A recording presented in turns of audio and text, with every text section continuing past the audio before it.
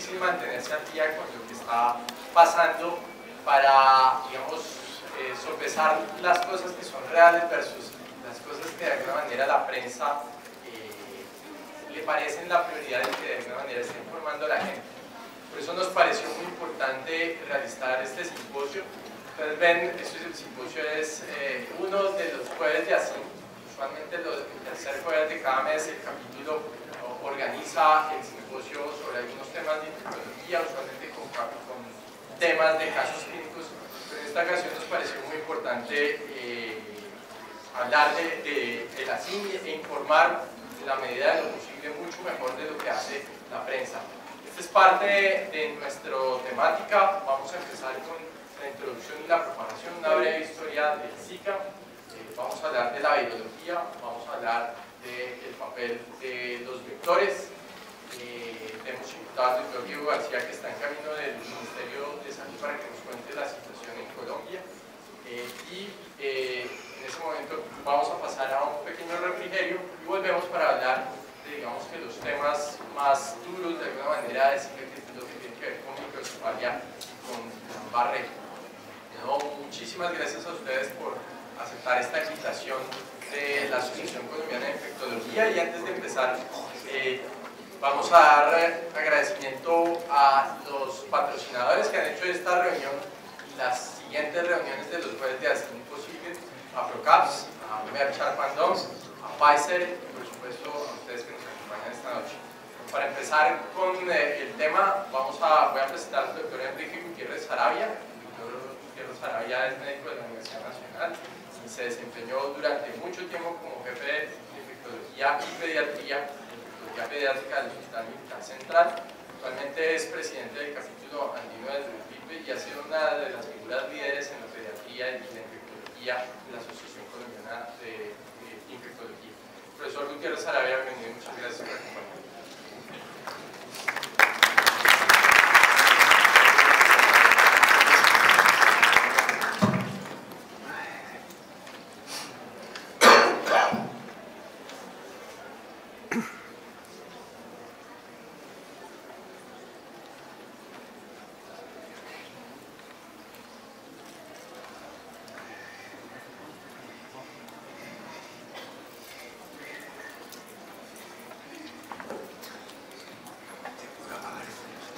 Vamos a apagar la luz aquí adelante. ¿Me ayuda? ¿Qué pasa con el video? Los videos no se pueden apagar. Por video no. Llevamos el streaming propio. Bueno, muchas gracias. Muy buenas noches. Me encargaron de mirar un poquito sobre la historia del virus del Zika. Entonces voy a tratar de tomarlo desde sus orígenes y lo entregamos cuando lleguemos a Colombia. La idea es mostrar un poquito la historia. ¿Y por qué Uganda? Pues Uganda es un país que tiene una historia bien interesante. En muchos aspectos, siendo un país muy pequeño en África, se volvió famoso porque hay un personaje un poquito siniestro, terrorista, medio caníbal, dice que comía niños, que era Idi Amin Dada. Y cerca de Kampala, la capital de Uganda, está el aeropuerto de Entebbe, que también es famoso porque unos terroristas palestinos secuestraron un avión de Air France, un A300 Airbus de Air France, y lo llevó a ese aeropuerto para pedir o intercambiar los secuestrados por prisioneros palestinos que estaban en el mundo. Eso fue motivo de una película porque unos comandos israelíes llegaron, aterrizaron al aeropuerto, mataron a los terroristas y rescataron a todos los israelíes que estaban allí. Entonces, esta es la historia. El virus del Zika fue descubierto accidentalmente en 1947 en el bosque de Zika en Uganda. En ese momento estaba el Centro de Investigación de Virus en Uganda y fue descubierto por un grupo de científicos que venían de Uganda, de América y de Europa. Y ahí está actualmente todavía una torre de investigación que se construyó hace años con fondos de la OMS. Este es el bosque de Zika.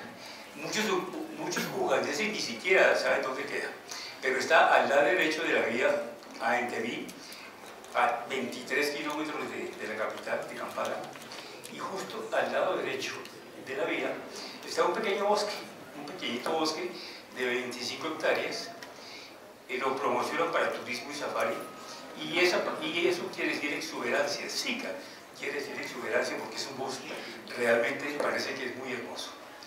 Este es el mapa de Uganda, porque vamos a ver un poco de geografía también. El mapa de Uganda, cada capital está en Entebbe. Entebbe es el puerto sobre el lago Victoria. El lago Victoria es el segundo lago más grande del mundo de agua dulce. Y en ese corto espacio está el bosque de Zika, que es este. La historia nos dice que un mico, un rhesus, están numerados, este era el rhesus 766, estaba en una jaula en el bosque de Zika, en los árboles, en la parte alta de los árboles, y era un animal centinela, entre otros muchos, de la Fundación Rockefeller. Esta fundación era la que estaba investigando la transmisión de la fiebre amarilla selvática. Acuérdense que estamos en el año 1947, investigando la transmisión de la fiebre amarilla reumática. Ese mono se enfermó, hizo fiebre, y lo llevaron al continuar febril al centro, al laboratorio de la Fundación en Entebbe, y ese suero se inoculó en cerebro de ratones. 10 días después de inoculado, los ratones se enfermaron y ahí, en ese cerebro, aislaron un agente filtrable y transmisible que se llamó el virus del Zika.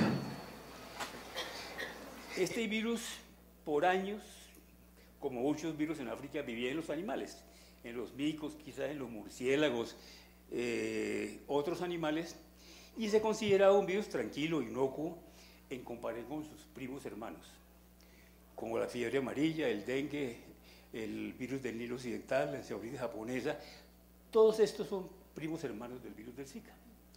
Entonces, hasta este momento, hasta que aparece el brote en el hemisferio occidental, era un virus al cual no se le paraban las bolas. Nadie le paraba atención porque la malaria era realmente el principal asesino entre los africanos, especialmente los niños, y hasta 2013 no hay evidencia de que el Zika hubiera matado a alguien o hubiera hospitalizado a alguien, de manera que se considera un virus seguro.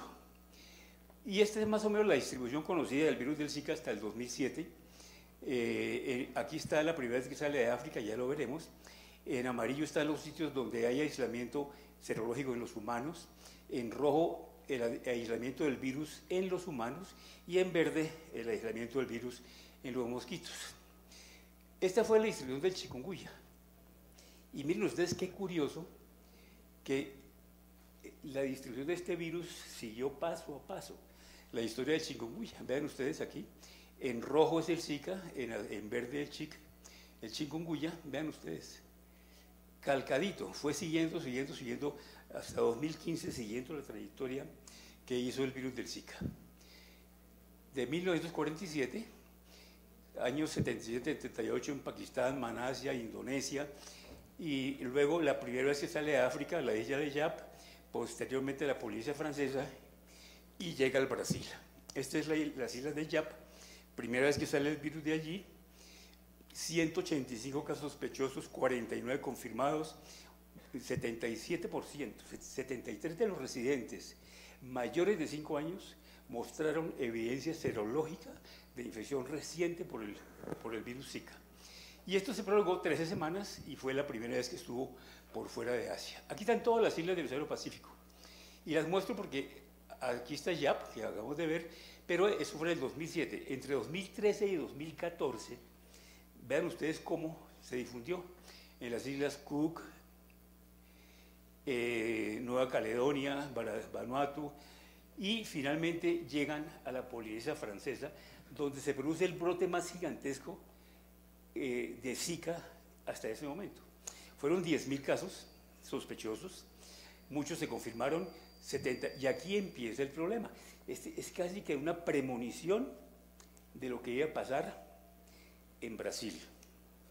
Vean ustedes, síndrome de Guillain-Barré, 20 veces más de lo usual. Meningoencefalitis, púrpura, leucopenia. Se confirmaron 49 de Guillain-Barré, 59 probables para una población de la Polinesia de 300.000 personas. Ahí fue la premonición y esta fue la curva epidemiológica del virus, lo que demoró el pico que hace, como todas las curvas, y duró 5 meses la circulación de ese virus, nada más. Y de ahí nos llega al continente americano. Llega a la isla de Pascua. La isla de Pascua, eso fue en febrero de 2014. En la isla de Pascua se confirmó un caso en un niño que consultó por fiebre, exantema y malestar general. Se confirmó Zika y el virus se reposó unos meses más y desapareció. Para volver a aparecer, aquí no, parece esta isla de Pascua, no hay riesgo de Chile, porque el vector probablemente no existe, pero el Ministerio de Chile se preocupó y allá el mosquito le dicen el nao-nao, que también transmite el Zika y hace las prevenciones. Este mosquito, la diseminación fuera de Asia, el mosquito responsable fuera de Asia y África pertenece a esta subespecie, Aedes aegypti. Y esto es una diferencia muy importante, porque los encontrados en Uganda eran el Aedes aegypti formosus y el africanus. Y estos moscos preferían atacar o tomar sangre de animales, pero no de seres humanos. Por eso el virus se mantenía en los animales y con poca incidencia en seres humanos porque no les gustaba. Y eso lo dijo el doctor, este doctor que era el líder en la investigación sobre la diseminación de estos virus. Llegamos a febrero del año pasado, el Ministerio de Salud investiga una enfermedad exantemática que empezó a presentarse en la costa nororiental de Brasil.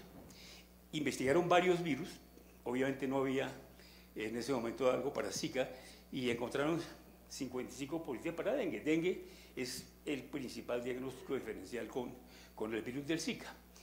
Aquí fue, en la costa noroccidental de Brasil, todos estos estados afectados, y en mayo de ese mismo año, la OPS ya hace una recomendación para que detecten, manejen, eduquen la población y controlen los vectores del Zika. El 15 de mayo se confirmó la presencia del Zika en Brasil en 16 muestras y con linaje asiático. En junio, ya el Ministerio de Salud de Colombia, siguiendo las directivas de la OMS, hace su primer comunicado sobre esto, informando, y miren ustedes, esto es ya en julio del año pasado, vean ustedes que ya de la costa noreste del Brasil empezó a diseminarse, aquí llegó a los estados del sur de Brasil, con el límite con Paraguay, aquí en el límite con Venezuela. Entonces lo más probable que pensábamos era que el virus pasaba a Venezuela y de ahí pasara a Colombia. Pues eso no fue así. ¿Por qué? Porque Hugo Chávez, porque Maduro cerró la frontera.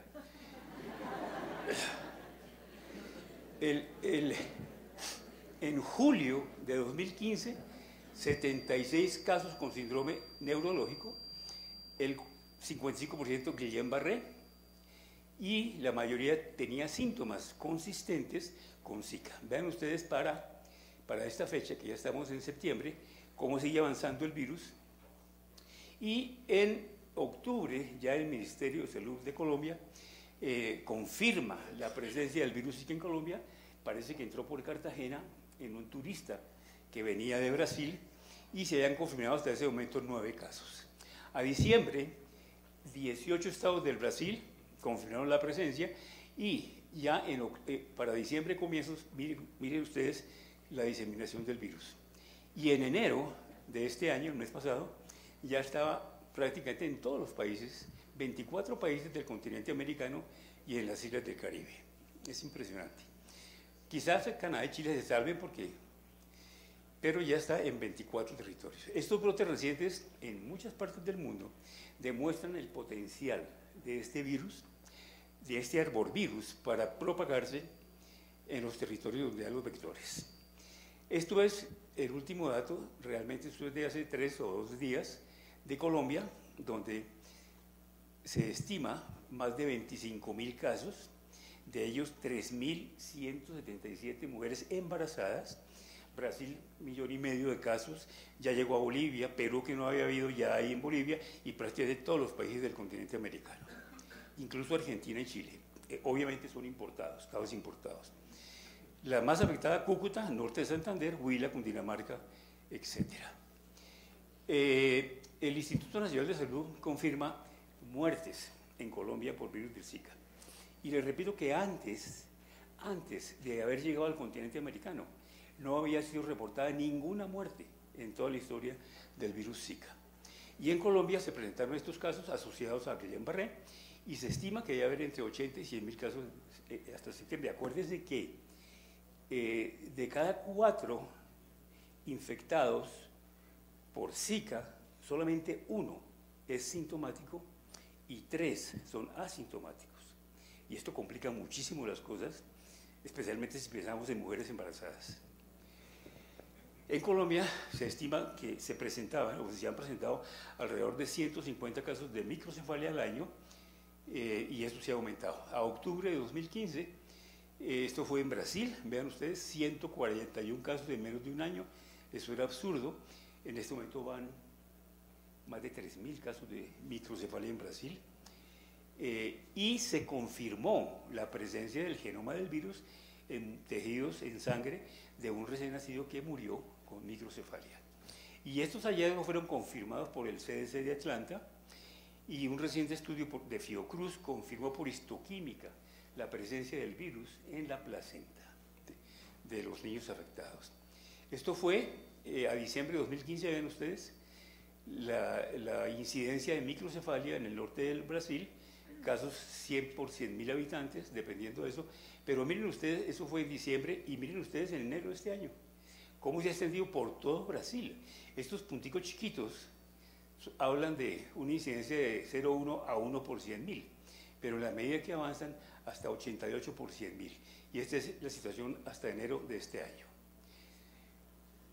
Uno ve la microcefalia en esquemas, pero realmente es un problema bien importante. Este bebé lo están bañando en esta tina porque disfruta mucho del baño en agua, y la mamá hace esto varias veces al día. Microcefalia. Las primeras muertes por Zika, como les dije ya, no habían sido reportadas. El 28 de noviembre, Brasil habla de 3 defunciones. El primer caso fue un paciente que tenía un lupus que venía en tratamiento crónico con esteroides, que fuera de eso tenía una artritis y que fuera de eso era alcohólico. Se muere. El segundo caso fue una adolescente de 16 años que muere, se pensó que era un dengue y se confirmó que era un Zika. Y el tercer caso fue un recién nacido que murió a los pocos minutos de nacer, venía con malformaciones y correspondió al tercer caso de muertes. Después, esto ya lo van a hablar más tarde, pero son los muertos en Colombia. Los 3 muertos reportados hasta ahora en Colombia han sido asociados Zika y Guillain-Barré. Estos son los mosquitos, el Aedes aegypti y Albopictus, se distinguen por esto. El Aedes aegypti tiene una imagen de lira en el tórax y el Aedes albopictus tiene una raya vertical plateada en el dorso. Este mosquito lo llaman el tigre asiático, porque es un mosquito muy agresivo. Y bueno, aquí viven, vean ustedes, Tunja, Bogotá, faltó Pasto, pero aquí está Medellín, Cali. Entonces decíamos, los que vivimos en Bogotá, o por encima de los 2.200 metros, que bueno, estamos a salvo porque no va a haber posibilidad de que un zancudo nos infecte. Sin embargo, y escuchen esto, ya no pueden estar tranquilos los que viven por encima de 2.200 metros, porque han aparecido 2 vectores más, el pene y la lengua. Está demostrado.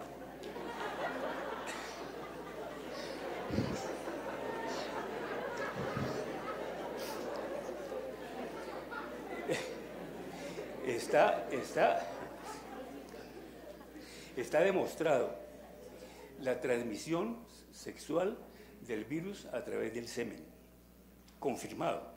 Esto se habla desde 2011, pero SS no aceptaba eso, consideraba que era un artículo anecdótico, y ya se confirmó.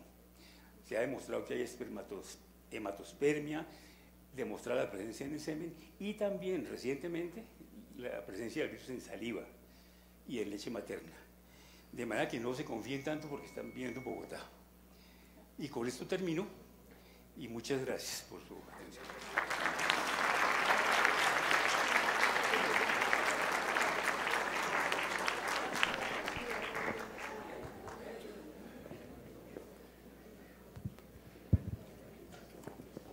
Muchas gracias, doctor Gutiérrez.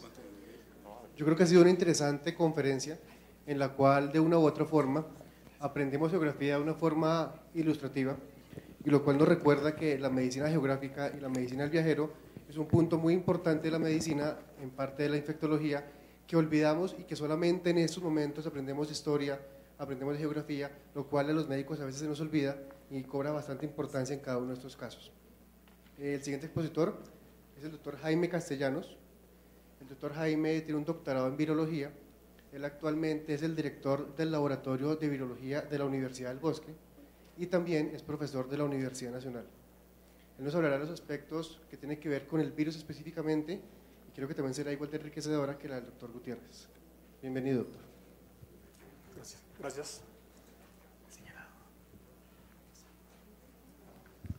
Bueno, muchas gracias a los organizadores por la invitación. La idea, pues, después de ver el panorama un poco de lo que va a ser la jornada de actualización en SICA, pues voy a hacer muy rápido porque hay algunas cosas pues, que seguramente que vamos a ver más adelante. Solamente quiero mostrarles esta imagen de un artículo publicado ayer de un paciente, ahora lo vemos más en detalle, una microscopía electrónica con tungsteno en un cerebro de un paciente con microcefalia en Eslovenia. Bueno, ya conocen muy bien, seguramente han escuchado muchísimo acerca de la sintomatología, los signos y los síntomas. Solamente desde el punto de vista de la virología, recordar qué son los arbovirus, porque obviamente nos interesa muchísimo toda la relación ecológica y ecoepidemiológica de los arbovirus. Dengue y Zika, fiebre amarilla, son relacionados como flavivirus. Chikungunya no está relacionado, pertenece a los alfavirus, a los togavirus, pero comparten el mismo vector, el Aedes aegypti. El síndrome clínico es muy similar entre ellos, una fiebre moderada, como decía el profesor ahorita, tradicionalmente se ha considerado un virus que tiene poca capacidad patogénica, y los signos claves que pueden identificar, que permiten identificar clínicamente los pacientes, pues son las conjuntivitis no purulentas, los edemas, la fiebre y el rash pruriginoso. El vector, también lo vamos a ver más adelante en las siguientes charlas, es muy importante porque desde el punto de vista de la virología y la entomología, para nosotros ha sido el caso del año pasado de chikungunya, fue una explosión muy grande porque venimos conviviendo con el dengue durante mucho rato y pensábamos que como los casos vienen bajando, se estabilizan, a veces hay epidemias o brotes, pensábamos que el mosquito estaba controlado y chikungunya nos demostró que no. Y ahora Zika nos demuestra efectivamente que no hemos sido capaces de eliminar el vector de manera adecuada y nos ponen en una situación de riesgo.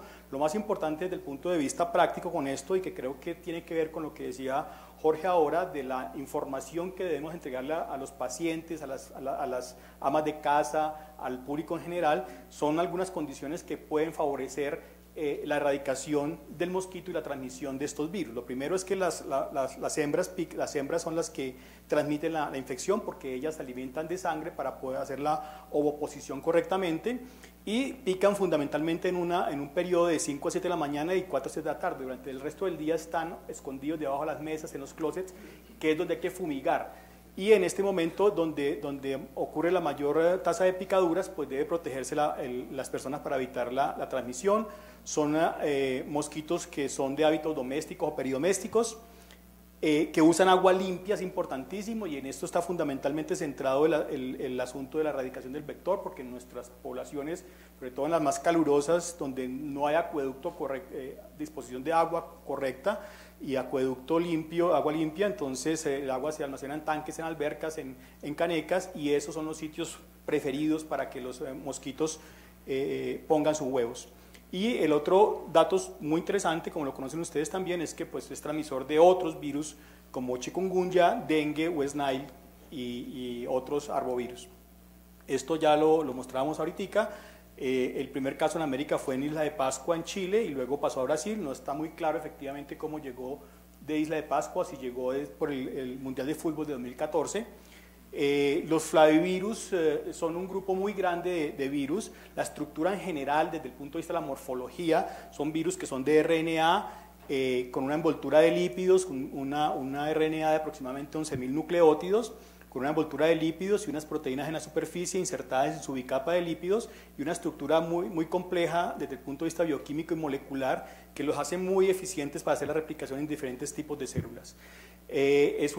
Como decía ahora, es un genoma de aproximadamente 11.000 nucleótidos, que codifica para un grupo de proteínas. En general este es el prototipo de flavivirus, que es el de la fiebre amarilla, pero las características genéticas y los virus que han sido secuenciados más recientemente en el caso de Zika, pues comparten una homología muy alta en la disposición de los genes, las proteínas estructurales, que son las que el virus se lleva al momento de hacer la gemación, y las proteínas no estructurales que se quedan en la célula y que son las encargadas de hacer el proceso replicativo en las células infectadas. Pertenece en los flavivirus, hay un grupo de unos serocomplejos, el serocomplejo de dengue, donde están los dengues 1, 2, 3 y 4, el complejo de encefalitis japonesa, en el que el principal virus es el virus de encefalitis japonesa, pero fíjense que muchos de ellos están asociados fundamentalmente a una transmisión, todos por vectores, diferentes tipos de vectores, pero sobre todo que en una gran mayoría de estos flavivirus son flavivirus que tienen alguna implicación neurológica y se presentan frecuentemente como casos de encefalitis. Como el caso del serocomplejo de la encefalitis transmitida por garrapatas en Europa y en Rusia, los serocomplejos de encefalitis japonesa y dengue, que frecuentemente también se presenta aproximadamente en un 10% de los casos de dengue severo con afectaciones del sistema nervioso central. Y Zika, que estaba desaparecido de los mapas pues, de la filogenética de los flavivirus, pues aparece muy cercano ahora a fiebre amarilla. ¿Por qué es importante esto? Porque ahorita el profesor hablaba de la torre en el bosque de Zika. Esta torre fue construida en los años 40, todavía sobrevive. Este es uno de los investigadores que la cuida todavía y hace recolección de mosquitos permanentemente en esta área. Es un investigador israelí de la Universidad de Ben Gurion, y siguen recolectando mosquitos positivos no solamente para Zika, sino para fiebre amarilla selvática y para otros virus y parásitos y diferentes microorganismos transmitidos por vectores. La patogenia pues es muy clara, porque pues, es muy clara, no se conoce mucho, pero se supone que es muy parecida a lo que ocurre con dengue, con fiebre amarilla. El mosquito inocula el virus en la dermis, que es capturado por células de Langerhans, que luego se dirigen a los nódulos linfáticos, allí se replica, se entregan a los monocitos normalmente, que son las células más susceptibles a los flavivirus, se dispersa por el sistema circulatorio, de donde es tomado nuevamente por un mosquito para ser transmitido a un segundo hospedero. Entonces veíamos ahora que las características de transmisión pues, son muy clásicas, como un arbovirus que se respeta, pero también existe, pues, además de la picadura de los mosquitos, en las zonas descubiertas, pues la transmisión sexual, que efectivamente hay reportados 3 o 4 casos en los que hay una condición absolutamente importante, y es que efectivamente después de que pasa el periodo de viremia, en el que se puede detectar el virus, el RNA o los antígenos, o hacer aislamiento viral a partir de sangre, el virus establece un estado de persistencia en la próstata y permite efectivamente que se replique hasta por 10 o 15 días más, permitiendo que haya una gran cantidad de virus, altos títulos virales en el semen, que hacen efectivamente muy plausible la posibilidad de que se pueda convertir en un periodo de transmisión, en un medio de transmisión adicional que hay que tener cuidado. Obviamente no será el más importante porque la circulación en las zonas endémicas pues es muy grande, y vamos a ver ahora algunos datos sobre eso. Y más recientemente también la demostración de que atraviesa la barrera placentaria y que tiene unos efectos grandísimos sobre el desarrollo de los fetos en algunas ocasiones. Y la gran mayoría de las madres infectadas seguramente que no tendrán secuelas por la infección, pero pues en los casos en los que ocurra serán severas, como vamos a ver ahora. Entonces, desde el punto de vista de la virología nos interesa mucho, y del laboratorio, el asunto del diagnóstico, porque ya de por sí tenemos un problema muy serio de las enfermedades febriles en Colombia, por los vacunados con fiebre amarilla, con la fiebre amarilla que es selvática, y con chikungunya en el último año, en el que los desafíos de diagnóstico han sido muy complicados de sobrellevar para los laboratorios y para los sistemas de salud pública del país. Entonces sabemos claramente que la relación filogenética, como ha sido demostrado para todos los flavivirus, genera reactividades cruzadas muy grandes en los sistemas de diagnóstico serológicos. Entonces esa reactividad cruzada hace que las pruebas de anticuerpos tengan una bajísima especificidad. Vamos a ver unos datos sobre eso, pero adicionalmente desde el punto de vista del diagnóstico clínico pues hay una complicación adicional, y es que los nichos ecológicos, como decíamos ahora, son compartidos con dengue y chikungunya, y entonces los síndromes febriles aunque se pueden distinguir con un buen seguimiento clínico, a la final pues genera grandes dificultades. Y como vamos a ver ahora, con la posibilidad, como hemos encontrado, de infecciones y coinfecciones de los 3 arbovirus en un mismo individuo, en una misma casa, en un mismo mosquito, que lo hace muy complejo. Entonces, la recomendación del CDC, de la OPS, de la OMS, es que se debe hacer un diagnóstico por biología molecular. Hay una técnica estandarizada desde el 2008 por el CDC, que es la que se está utilizando en los laboratorios de salud pública de toda América. Una PCR en tiempo real, pero también se recomienda pues PCR convencional para hacer diagnóstico del ácido nucleico como el gol estándar en el diagnóstico virológico. Y también efectivamente se puede usar orina, lo que decíamos ahora, o semen o saliva en algunos casos en los que puede ser difícil detectar el virus durante la fase aguda, o se quiere investigar un caso posteriormente 10 o 15 días después, como decíamos, por la posibilidad de encontrar virus todavía en el semen. Esto es la investigación del brote de la isla de Yap, publicada por Lanciotti en el 2008. Aquí el dato más interesante es que los pacientes que llaman flavivirosis primaria o secundaria, es decir, que no han tenido contacto previamente con un flavivirus, cualquiera de estos, dengue o fiebre amarilla o encefalitis japonesa, o secundaria, que han tenido alguna de estas infecciones previamente, pues dan una reactividad cruzada en las pruebas de IgM para dengue o de IgM para fiebre amarilla o para encefalitis japonesa. Haciendo estos pacientes, obviamente, son Zika positivos porque se confirmó el diagnóstico, pero en las pruebas para dengue o fiebre amarilla siguen dando positivo una proporción de casi el 60% o del 30% de los pacientes en infecciones secundarias. Las primarias sí es fácil hacer el diagnóstico por una serología de IgM muy clásica, una IgM captura, pero el resto de serologías pues se complica el asunto. Esto es un ejemplo de lo que estamos encontrando en un estudio que estamos llevando a cabo con pacientes en síndrome febril agudo en Sincelejo. Estos son 5 pacientes, solamente para mostrar un poco, son los mismos pacientes, el paciente 1, 2, 3, 4 y 5, y el control negativo, y encontramos que en este caso todos los pacientes fueron remitidos con diagnóstico presuntivo de Zika. Hacemos la prueba para dengue, todos son dengue, tenemos varios tipos de dengue, dengue 1 y dengue 2. En este paciente 1, por ejemplo, era dengue más chikungunya más Zika.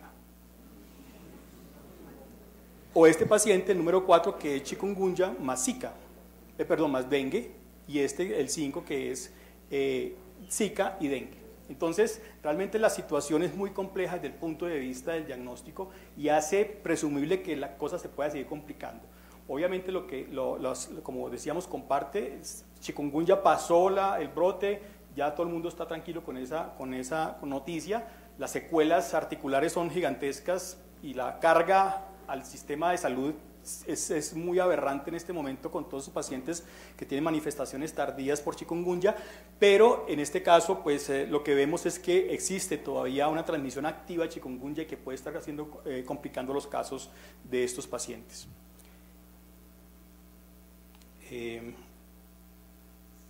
Entonces, quería referirme rápidamente, ya hemos visto cuáles son los signos clásicos para hacer un diagnóstico clínico, pero voy a referir rápidamente a unas hipótesis acerca de por qué ocurre microcefalia o síndrome de Guillain-Barré, aunque Guillain-Barré está descrito en muchísimas otras infecciones como secuelas de muchísimas otras infecciones bacterianas o virales, y en el caso de la microcefalia pues hay algunas características, ya hay unas descripciones, y lo primero que recomienda la OPS o ha recomendado la OPS más recientemente es que se debe hacer un inventario muy estricto acerca de cuál es la casuística de microcefalia en los países para saber si está aumentando después del brote de chikungunya. Entonces hay unas descripciones que pues hay que tener en cuenta. Estos son datos, por ejemplo, del estudio de la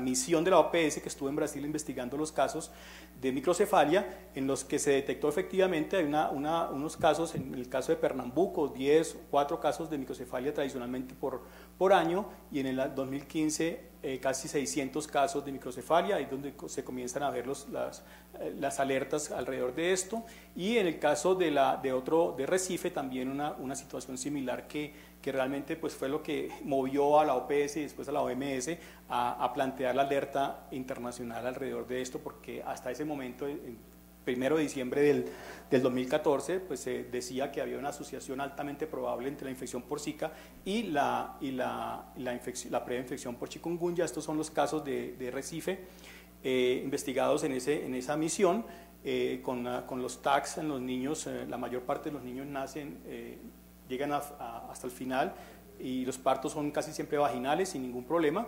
Y la característica de estos casos pues es que los tags dan una gran cantidad de hallazgos imagenológicos que son muy clásicos de una microcefalia y de un daño neurológico severo en estos niños.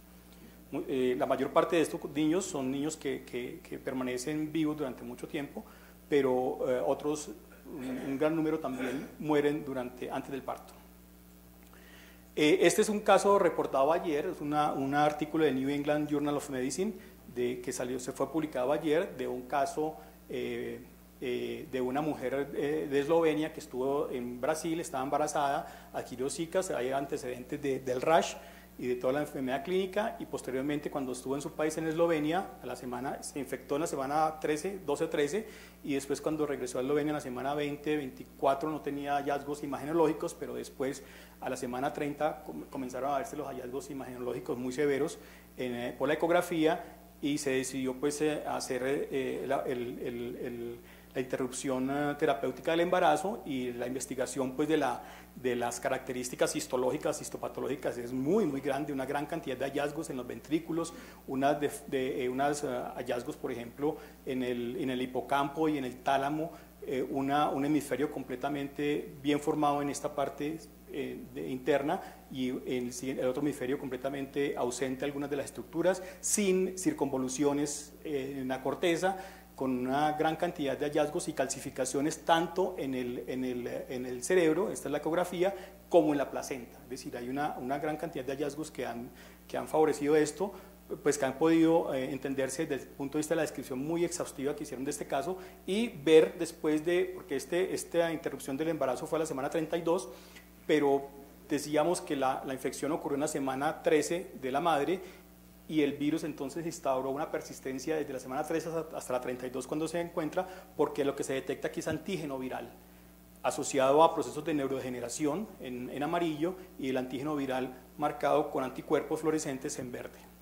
Entonces hay una hipótesis sobre eso, la primera que se está planteando y que está siendo sujeto de investigación acerca de por qué está ocurriendo eso, tiene que ver con una estrategia que utilizan algunos flavivirus para su replicación, que es un proceso de autofagia, que es un proceso que las células utilizan normalmente para reciclar membranas y para generar un sistema de recolección de membranas viejas para poder reutilizar los componentes de los lípidos y las proteínas de esas membranas. Pero en algunos virus la autofagia hace parte de una estrategia de replicación muy exhaustiva, que en últimas causa la generación de la célula y la muerte. Entonces está demostrado que para Zika, esto es un artículo también del Journal of Virology del 2015, en el que se demuestra pues que el virus se replica en estos componentes de autofagia de las células epiteliales, en este caso es un ácido con epitelio, y otra hipótesis tiene que ver fundamentalmente con el daño en unas estructuras de los centriolos, que recuerde que los centriolos son los que organizan los usos mitóticos para la división. Durante el desarrollo de la corteza del sistema nervioso, pues esos centriolos están desorganizados, y esta es la principal causa de microcefalia idiopática, o el hallazgo histológico y molecular que se encuentra en casos de microcefalia, y entonces también se ha relacionado con que algunas infecciones por virus pueden inducir esa desorganización de los centriolos. Guillain-Barré, solamente la descripción, hay unos datos sobre esto, Pero ¿por qué? Que en últimas, esto es interesante decirlo porque en la OPS el año pasado, en una reunión de expertos que hubo en diciembre, en la que yo participaba, se planteaba pues que lo de Brasil era muy complejo, pero no había una evidencia tan severa hasta que llegaron los datos de YAP y de la Polinesia Francesa, en la que se demostraba que efectivamente había una gran cantidad de datos sobre aumento en la prevalencia y en la incidencia de Guillain-Barré durante los picos de Zika. Este es el dato de la Polinesia Francesa.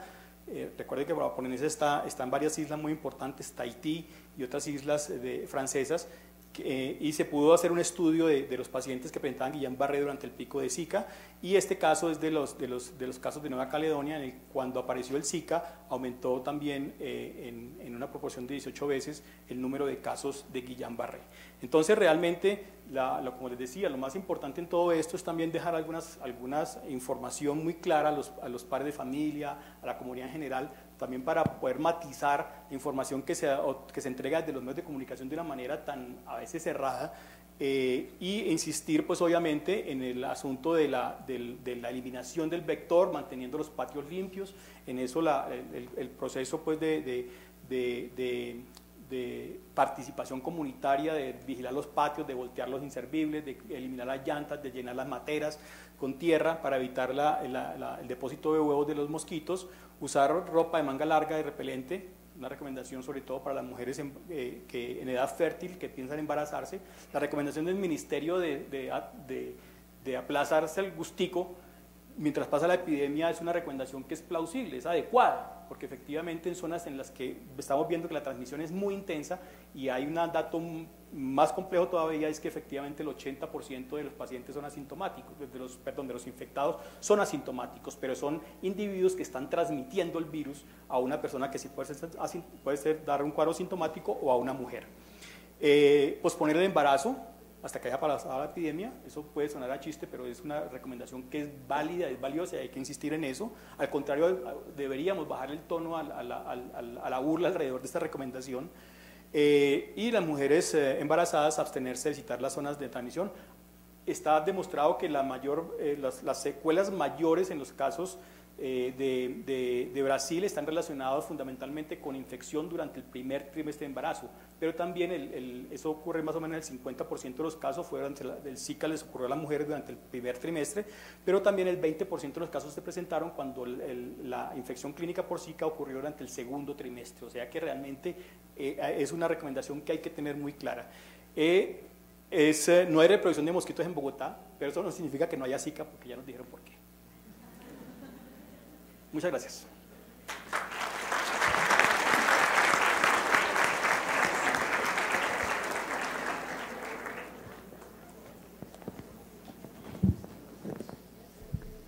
Muchas gracias al doctor Castellanos por su presentación.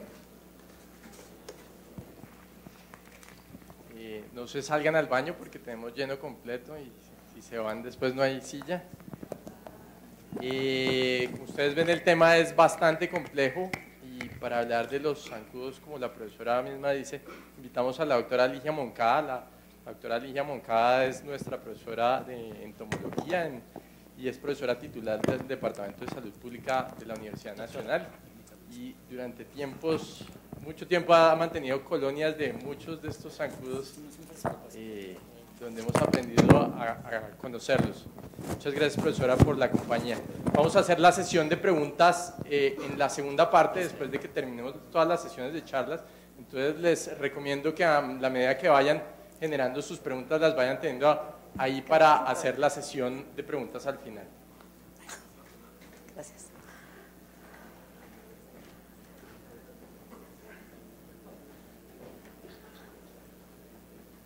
Ay.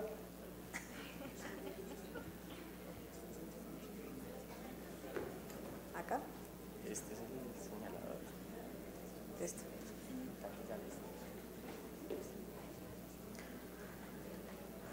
Bueno, realmente yo tenía una presentación, sí, pero con los datos que han dado voy a modificarlo un poco.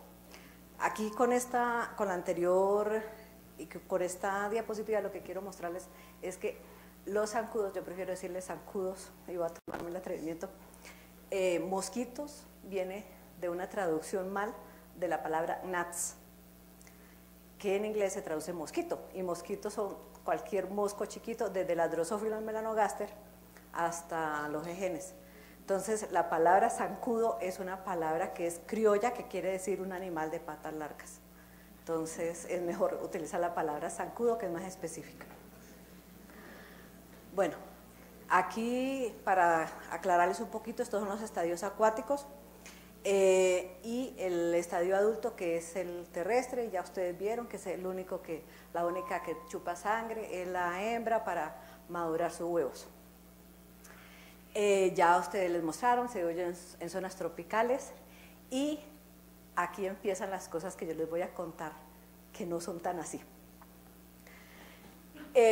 Dicen que del sur de Estados Unidos hasta el norte de Argentina, ya el doctor Enrique mostró que en Chile y en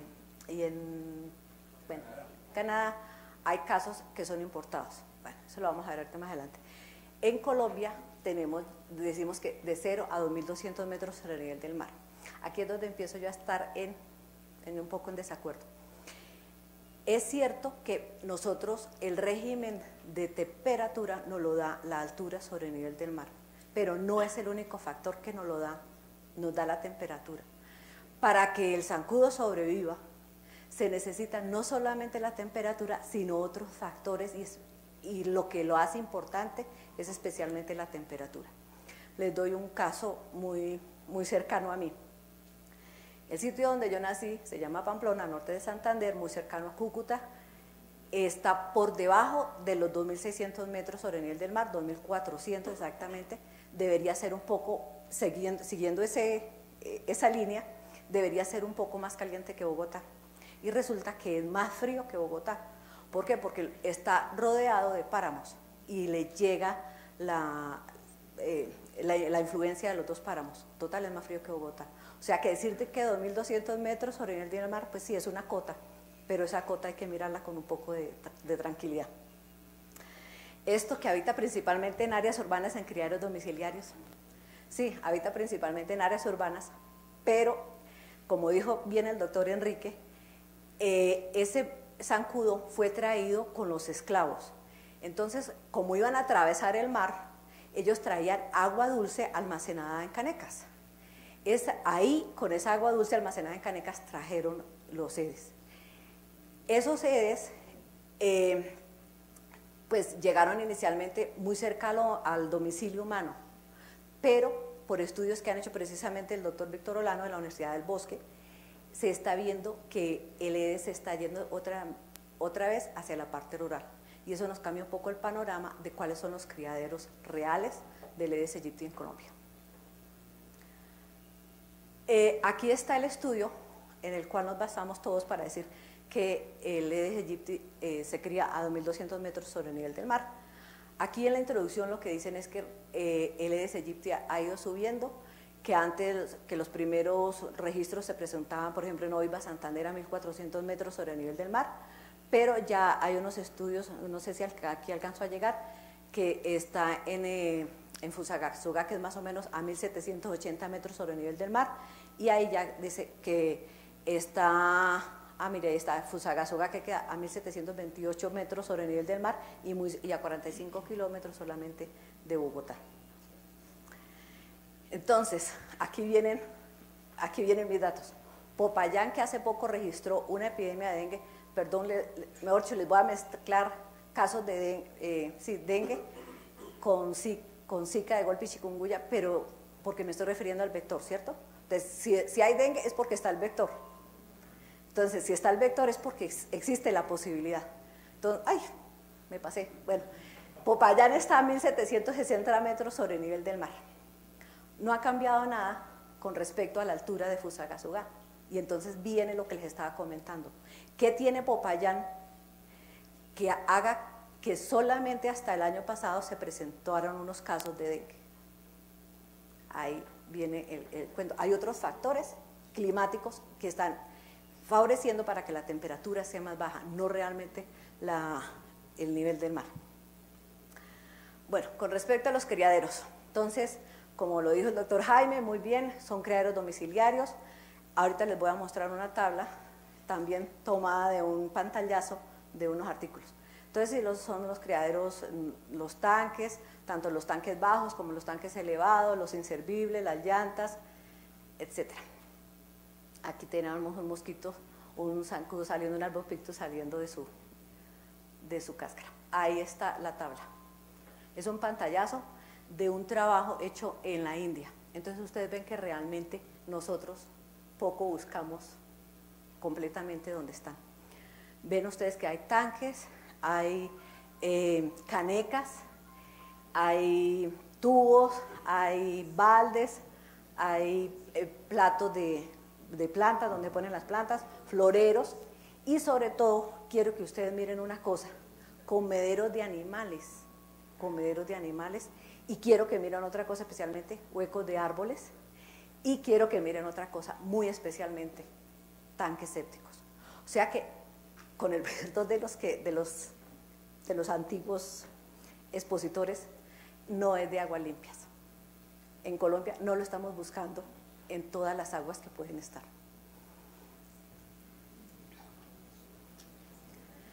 Bueno, este es otro cuento. El EDES, pues como les digo, entró con los españoles. Ahí en el año 1930 lo teníamos en casi toda la América. En el año 1950 se hizo la campaña de eliminación del EDES de América. Sin embargo, hubo un país que desafortunadamente en ese tiempo no cerró las fronteras y nos pasó el EDES. Entonces, a raíz de ese país, se creó un foco en Cúcuta y ahí tuvo un problema. El EDES ahí tuvo un problema. Y es que entró lo que nosotros los entomólogos llamamos un cuello de botella, porque la cepa que entró fue una cepa resistente. O sea, en el país que no cerró fronteras, tuvieron la primera cepa resistente al DDT. Total, todo el resto de Latinoamérica se infestó con una cepa ya resistente al DDT, que era el insecticida con el que estábamos ganando la batalla. Total, en 1998 ya tenemos a Latinoamérica así, y más adelante les voy a mostrar cómo está actualmente. Bueno, para los que no conocen, nosotros los entomólogos utilizamos varios índices. El índice de casas, que es el porcentaje de casas positivas para criaderos de Aedes aegypti. En esas casas puede haber 1, o puede haber 5, o puede haber 10 criaderos. Entonces tenemos el índice de recipientes. Y tenemos uno muy importante en el que se basa todavía las políticas de salud pública, que es el índice Breton, que es el número de recipientes positivos por 100 casas inspeccionadas. O sea que ese índice Breton, cuando la productividad de EDES está muy buena, pues nos pueden dar 20, 10. Se considera ya un problema de salud pública cuando ese índice Breton pasa de 5 recipientes positivos por las 100 casas inspeccionadas. Entonces, hablando un poco de lo que se ha encontrado en Colombia, por ejemplo, en Neiva se encontró que el 100% de los tanques estaban colonizados por Aedes aegypti, con una mediana para estar colonizados entre 3 días y 2.1 y 2.4 días. O sea que si nosotros dejamos que el tanquecito dure una semana, pues posiblemente podemos tener ya la formación de adultos. Promedio de la fase acuática es de 9 días, pero el rango está entre 6 y 12.1. Entonces, a medida que la temperatura aumenta, el zancudo disminuye en tamaño, pero también evoluciona mucho más rápido, se desarrolla mucho más rápido. Nosotros ahí en la universidad estamos haciendo unos trabajos para mirar la tabla de vida con respecto a temperaturas, porque eso se ha hecho en otros lados. ¿Qué consecuencias tiene este dato? Pues sencillamente para las personas que están controlando el zancudo. Bueno, aquí esto parece un chiste, pero no es tan chiste. Esto, muchas personas me preguntan, bueno, ¿y por qué hay unas personas que son mejores atrayentes que otras? Hay muchas teorías, entre otras eso, el semioquímico, lo que ustedes sienten cuando hay un olor en las medias, nosotros no lo llamamos como lo llama el pueblo, sino lo llamamos semioquímicos. Bueno, entonces hay muchos controles, y entonces está el control biológico, que fue el crustáceo que vieron, y el control químico. Y hay otra cosa muy interesante con respecto a los criaderos que yo les dije.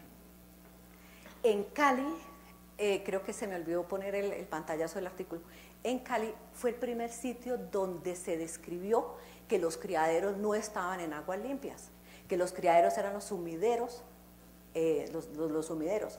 O sea que esto explica un poco por qué, por ejemplo, en Cuba, no me acuerdo, creo que fue en el año 75, en Cuba o limpian los tanques, y asean, o sea, no tienen otra posibilidad. Y hubo una epidemia de dengue muy grave que no se explicaba por qué. Entonces, eso se explica por dos razones, porque hay criaderos que todavía no se ven, que no se tratan. Y por otra, bueno, aquí está cómo es la constitución, pues, de cómo se construye un sumidero. Entonces, ahí ven que hay un poco de agua acumulada, pero no hay ninguna agua limpia. Y eso ya está escrito en Colombia. Yo les hablé de estos índices, pero resulta y pasa que vieron que muchas veces había muchos criaderos que podían estar muchas larvas, pero que no eran criaderos, lo que nosotros llamamos productivos. ¿Qué es un criadero productivo? En el ciclo del zancudo, la fase anterior del adulto es la fase de pupa. Entonces, el índice pupal es realmente lo que dice si el criadero es productivo o no. Hay muchos criaderos que se quedan en fase de larva por alguna razón, porque están expuestos a demasiada temperatura o porque no tienen la alimentación adecuada, no llegan, las larvas no alcanzan a llegar a fase de pupa. Y entonces se creó el otro índice, que es el índice de pupas por persona. Entonces, sencillamente se toma el índice de pupas que hay en los criaderos que uno encuentra positivos alrededor y se hace una relación con la densidad poblacional. Eso es realmente lo que se está trabajando actualmente. Realmente los adultos de Aedes aegypti son bien difíciles de colectar. No es como otras especies que las trampas pues son muy fáciles, son convencionales. Se han hecho muchas, inclusive trampas pegajosas, cintas pegajosas, y se ponen en los sitios donde posiblemente reposan. Pero aquí viene otro vacío de información. ¿Será que solamente están reposando en la casa? ¿Será que no están reposando afuera? Es muy posible que estén reposando afuera. Yo en eso sí soy seguidora de un compañero mío que decía que los mejores ecólogos eran quienes estaban padeciendo el problema.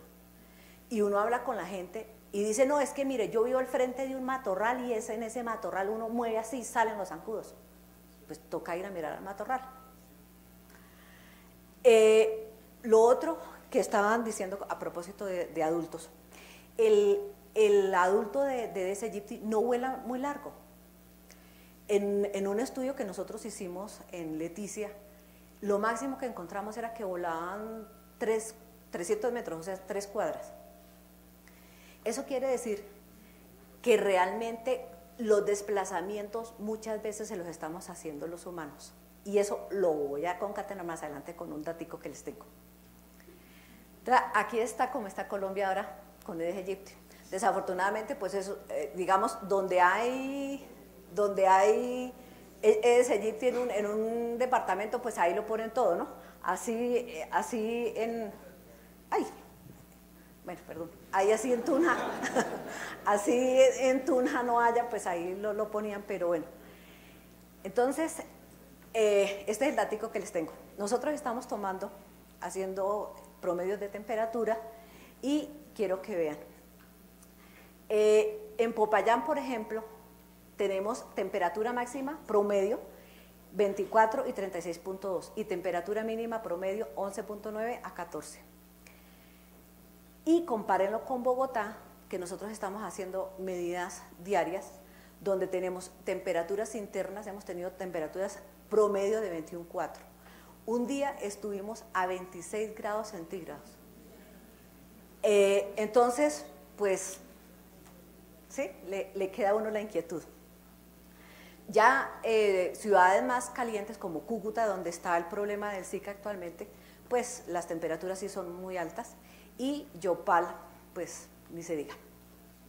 Hay investigadores que dicen que otro factor muy importante es la humedad relativa en la que se crían los mosquitos. Eso lo vamos a rebatir muy pronto en un artículo. La humedad relativa promedio, como ustedes ven, es alta, o sea, la más bajita es 62%, sí. Nosotros hemos tenido humedades relativas de 40%, 40-45%.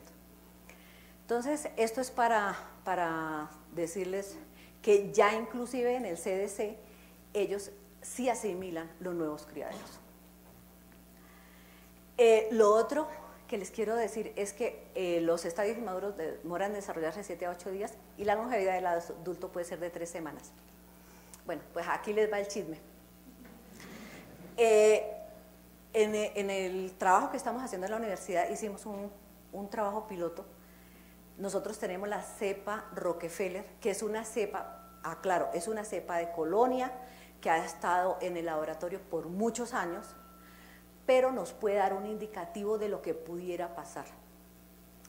Hicimos un preliminar, esos zancudos se sacaron así sin saber la edad del zancudo, si había hecho postura de huevos o no, los sacamos el 15 de enero y los 2 últimos se murieron ayer. O sea que son 3 semanas donde está el zancudo. ¿Eso qué implica para ustedes, mis queridos médicos?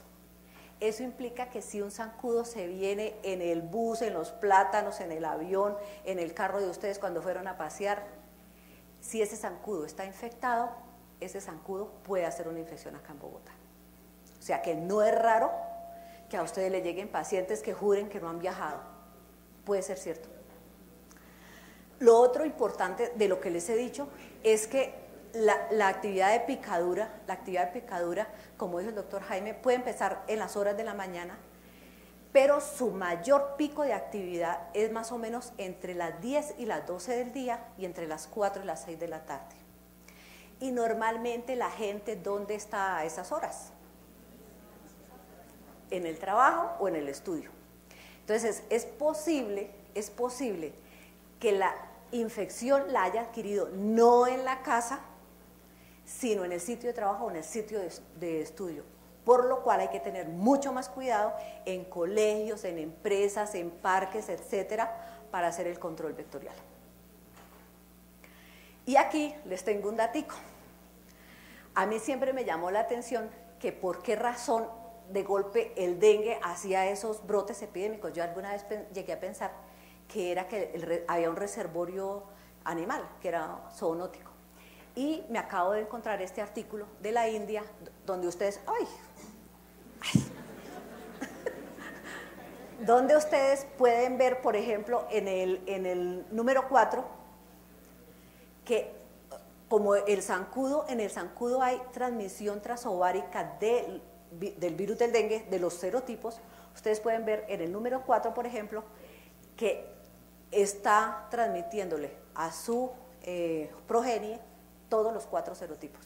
O sea que eso les explica a ustedes que una persona puede hacer dengue grave siendo la primera infección. Bueno, y tenemos entonces para completar el Aedes albopictus, que no les voy a seguir molestando, no les voy a contar nada porque es muy similar al Aedes aegypti, solamente que este sí ocupa otros criaderos, como son huecos de árboles, y se trata de desplazarse hacia la zona rural. Sin embargo, existen muchos estudios, inclusive tesis de doctorado, donde se mira la competencia que hay entre las 2 especies. Esto no se los cuento porque esto ya es más o menos más de lo mismo, pero les voy a mostrar el mapa. El Aedes albopictus entró a Colombia por Leticia y por Cali. Mientras estuve en Leticia, pues como toda la selva nos separaba de Leticia, pues no hubo mayor dispersión. Sin embargo, este es el mapa que sacaron en el libro de dengue hace unos 2 años tal vez. Ahí nos lo muestran en Leticia, digamos en el departamento del Valle del Cauca y en Barranca.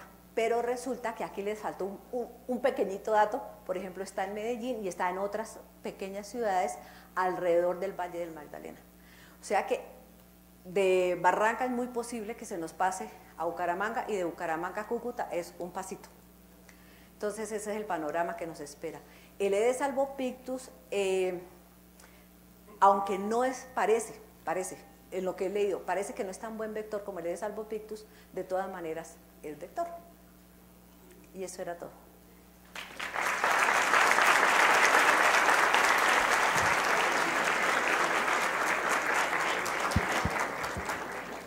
Gracias.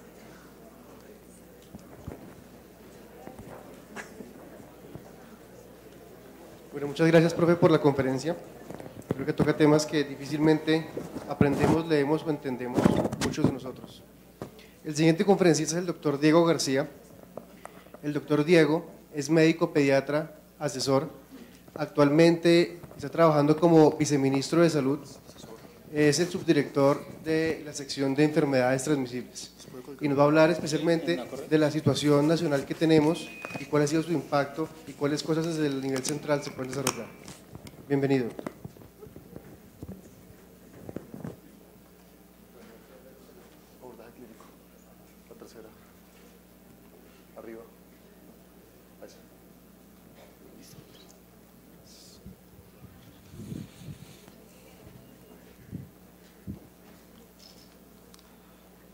Buenas noches, muchas gracias a la Asociación Colombiana de Infectología por invitarnos al Ministerio de Salud a esta reunión. Reciban un cordial saludo del doctor Alejandro Gaviria, nuestro ministro de Salud.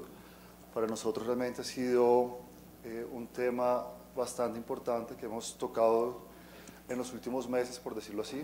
Ha habido una participación importante de las diferentes sociedades académicas, científicas, donde así han estado acompañándonos en todo el abordaje que hemos tenido que dar a esta enfermedad en el país, como bien sabemos todos, el segundo país más afectado en la región de las Américas después de Brasil. Venimos actualmente con un reporte a la fecha, a semana epidemiológica 4, de 25.645 casos notificados ya al sistema de vigilancia. Sabemos que no todos los casos se notifican, no todos presentan síntomas, entonces estamos estimando más o menos un subregistro de alrededor del 60-80% en esta enfermedad. En cuanto a mujeres gestantes, venimos con un reporte de 3.177 gestantes ya notificadas al sistema de vigilancia también en todo el territorio nacional. Tenemos 5 entidades territoriales que han sido las más comprometidas. La primera es Norte de Santander, seguida por Huila, después Cundinamarca, Barranquilla y Tolima. Estas 5 abarcan cerca del 59% de la notificación de casos en todo el país. Voy a hablarles un poco acerca del abordaje clínico de pacientes con virus Zika. Esto está contenido en la circular 002 de este año que emitimos desde el Ministerio de Salud. La línea de tiempo creo que ya la contaron un poco, lo que ha pasado. Recordarles de todas formas que el primer caso que tuvimos nosotros en el país de Zika fue en Turbaco. Se presentó, se identificó en septiembre del año pasado, se notificó al Instituto Nacional de Salud y posteriormente a esto ya empezamos a emitir diferentes circulares en torno a la respuesta de esta enfermedad. Luego empezaron a salir las diferentes alertas de la Organización Panamericana y Mundial de la Salud en cuanto a microcefalia y a síndrome de Guillain-Barré este año. Ya tenemos más de 20 países en la región de las Américas y recientemente la Organización Mundial de la Salud ya declaró Zika como un evento, una emergencia en salud pública de interés internacional, catalogándola al mismo nivel de ébola.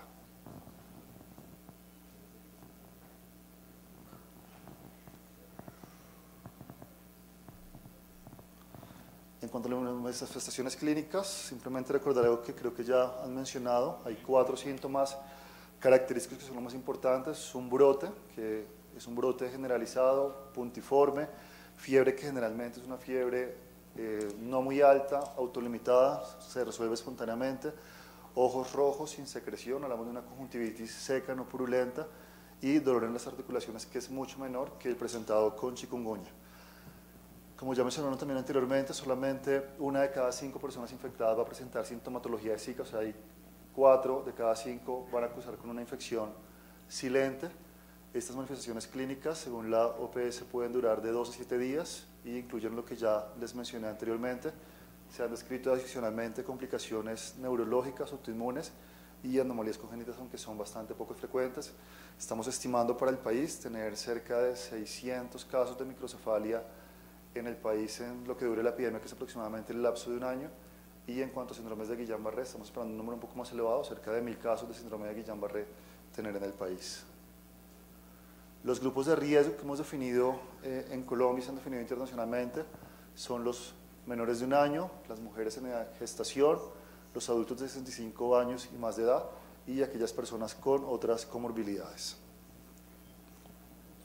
El diagnóstico de la enfermedad por virus Zika se hace actualmente clínico, hay un diagnóstico también por laboratorio, sin embargo la prueba de laboratorio se realiza únicamente en aquellos pacientes, en aquellas zonas del país que están por debajo de los 2.200 metros sobre el nivel del mar, donde no se ha identificado una circulación viral. Cuando ya se diagnostica una circulación viral, el diagnóstico en adelante se hace clínico, pero para el resto de pacientes o población de riesgo, sí se continúa tomando pruebas de laboratorio. O sea, toda mujer gestante, un niño menor de un año de edad y adultos de 65 años y más de edad con comorbilidades, debe realizársele prueba de PCR, la cual debe ser realizada en los primeros 5 días para ser positiva. Por eso un poco el mensaje que hemos venido dando a la población colombiana, principalmente gestantes, de que deben consultar lo más temprano posible ante la presencia de síntomas para poder tener un mayor número de diagnósticos confirmados por laboratorio y no quedarnos con tantos diagnósticos solamente por clínica, por nexo epidemiológico.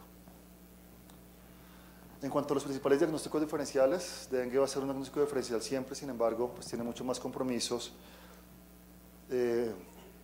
hematológicos, leucopenia, trombocitopenia, chikungunya también va a tener algo de esto, Zika, sin embargo, no cursa con este compromiso. El diagnóstico realmente es mucho más difícil de hacer entre chikungunya y Zika, son cuadros bastante similares, sin embargo, las mialgias y artralgias son mucho menos en Zika que en chikungunya. El edema en extremidades se presenta en Zika, el brote es mucho más marcado en Zika y la conjuntivitis también es mucho más marcada en Zika. En cuanto al manejo clínico, el manejo es un manejo básicamente sintomático, se basa en la condición clínica del paciente y va a ser de acuerdo a la sintomatología presentada por cada uno de estos. Para la fiebre y dolor, el manejo va a ser básicamente con acetaminofén. Si hay un rash maculopapular, puede formularse antihistamínico vía oral, sin embargo, este debe ser formulado por el médico tratante porque puede enmascarar algunos otros cuadros clínicos que pudieran presentarse como diagnósticos diferenciales, mantener una hidratación adecuada, guardar reposo en cama usando mosquitero en zonas endémicas, principalmente esto para proteger cuando hay una persona infectada de que infecte nuevos mosquitos y por ende nuevas personas. No utilizar ácido acetilsalicílico y antiinflamatorios no esteroideos porque le aumenta un riesgo de complicaciones hemorrágicas y si el dolor o la fiebre son incontrolables se puede utilizar analgésico tipo opioide como tramadol, pero igualmente debe ser formulado por el médico tratante. En cuanto a la prevención en mujeres de edad fértil y gestantes, quiero recordar aquí también algo que ya han mencionado previamente y es la recomendación que hemos dado desde el gobierno nacional y que han adoptado también algunos otros países de la región de las Américas y es la recomendación a las mujeres y a las familias en edad fértil de posponer los embarazos por lo menos hasta el segundo semestre del año, cuando esperamos que ya pase la fase expansiva de la epidemia y disminuya considerablemente el riesgo de enfermar por Zika. Esto lo hemos dado de todas formas respetando y reconociendo la autonomía de la mujer y sus derechos reproductivos. En últimas es una decisión que toma la mujer y toman las familias colombianas. Sencillamente nosotros damos una recomendación ante el riesgo que se está presentando y ante la alerta emitida por la Organización Mundial de la Salud. En esto estamos haciéndolo además en un marco de ofrecer anticoncepción en el marco de los derechos sexuales y reproductivos de las familias colombianas a todas las mujeres en edad fértil que vivan, no vayan a viajar a zonas que estén por debajo de los 2.200 metros sobre el nivel del mar. Aquellas mujeres que consideren viajar a zonas endémicas deben ser informadas y aconsejadas para postergar su viaje, o por lo menos que viajen con un conocimiento adecuado y con toda la información suficiente y con un riesgo informado, por decirlo así, a lo que se están exponiendo. Si una gestante viaja a una zona endémica, debe protegerse usando mangas largas, pantalón largo y se recomienda el uso de toldillo también para estas. Y los repelentes a base de DDT, Picardin y R3535 son seguros para la gestante, sin embargo también la indicación que estamos dando es que el repelente para las gestantes debe ser formulado por un médico ginecobstetra. Esto va a recordarles algunas de las, aparte de la circular 002 que emitimos desde el Ministerio este año, toda mujer embarazada procedente o residente de área endémica que presente o haya presentado cuadro clínico compatible con infección por Zika virus debe ser atendida en un servicio de salud como Triage 2. Esto quiere decir que debe ser atendida en los primeros 30 minutos de atención por parte de un médico y se le debe garantizar. Lo primero, es la notificación del caso como sospechoso bajo los lineamientos emitidos en la circular conjunta del Ministerio y el Instituto Nacional de Salud.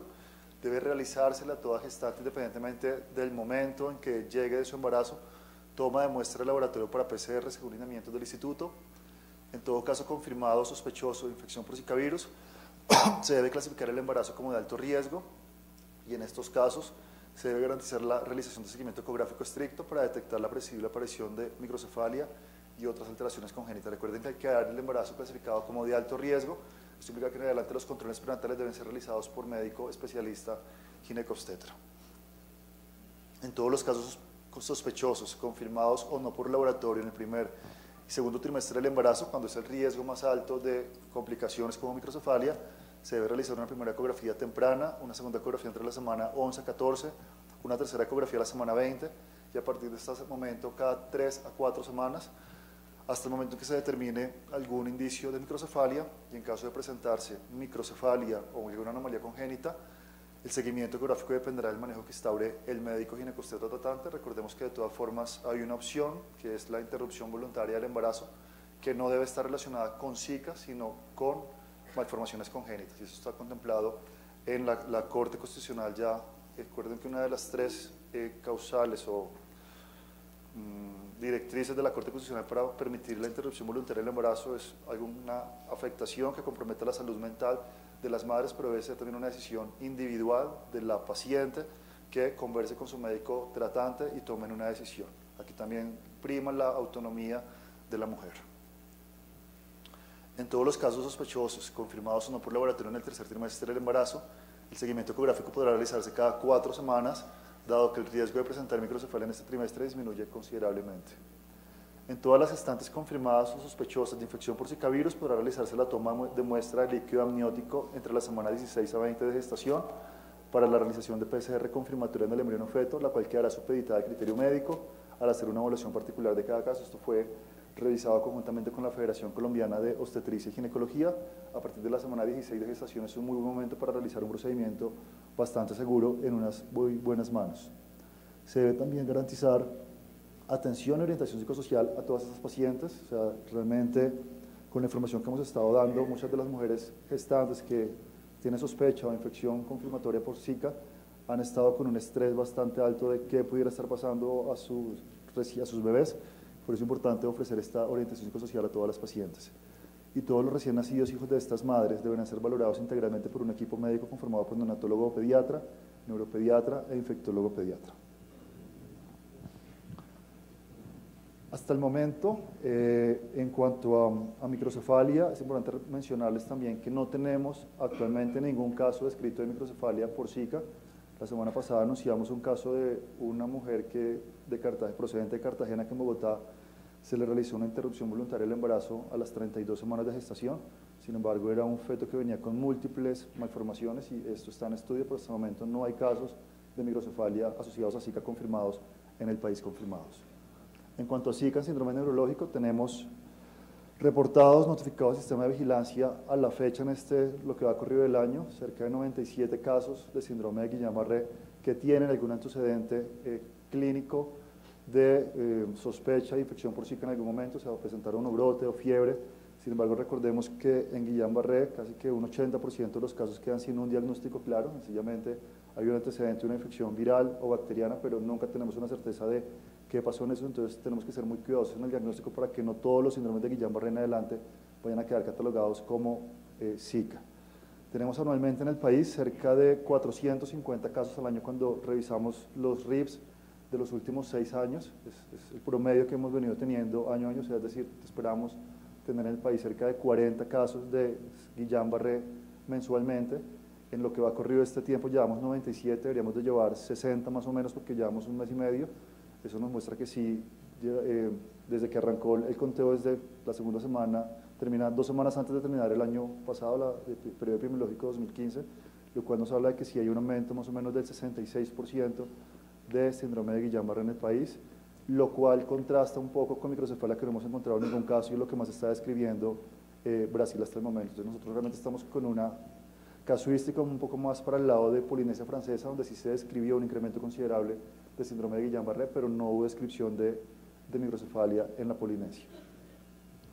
En cuanto a eso se describe una posible relación temporoespacial, no podemos hablar de una relación causal todavía, simplemente una asociación con un incremento de los casos entre la enfermedad por virus Zika con la presentación de síndromes neurológicos. Por tanto, en todo paciente con manifestaciones de síndrome neurológico procedente o residente de un área endémica, se debe realizar toma de muestra para PCR según lineamientos del instituto y enviar esta al Laboratorio de Salud Departamental para que lo envíe al Instituto Nacional de Salud y realicemos el procesamiento de las muestras. Es importante mencionarles que en este momento la muestra está centralizada en el laboratorio central del Instituto Nacional de Salud, pero ya estamos haciendo el proceso de centralización hacia 4 entidades territoriales para procesamiento de muestras y esperamos más o menos en el transcurso de unos 15 días poder estar ya realizando prueba de PCR en 4 departamentos más. También es importante contarles que el día de ayer llegó al país una comisión del CDC de Atlanta para acompañarnos en todo este proceso de trabajo que estamos realizando con Zika y ha sido parte de los acuerdos de cooperación entre el gobierno de Estados Unidos y el gobierno de Colombia. En caso de confirmarse la infección por Zika virus, se debe garantizar la valoración integral por medicina interna, neurología e infectología. Algo muy importante que tenemos que pensar más que todo lo otro es volver nuevamente a la prevención primaria y tiene que ver con todo el manejo del vector. Lo que estamos buscando es tener 0 criaderos para no tener mosquitos, para no tener dengue, chikungunya ni Zika.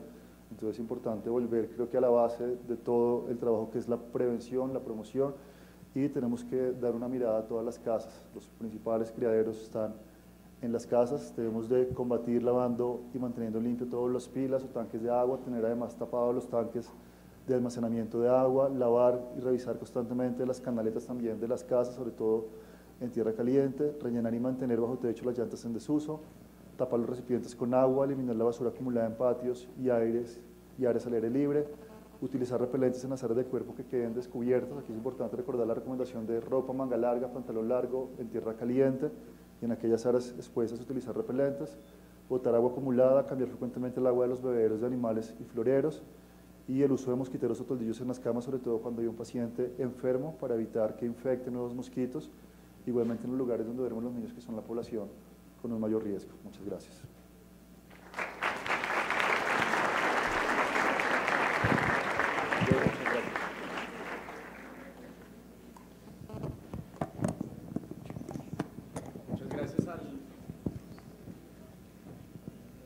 Muchas gracias al doctor García. A ustedes los esperamos en 20 minutos. Tienen un pequeño refrigerio y en 20 minutos arrancamos con la siguiente parte. Muchas gracias. Guarden sus preguntas.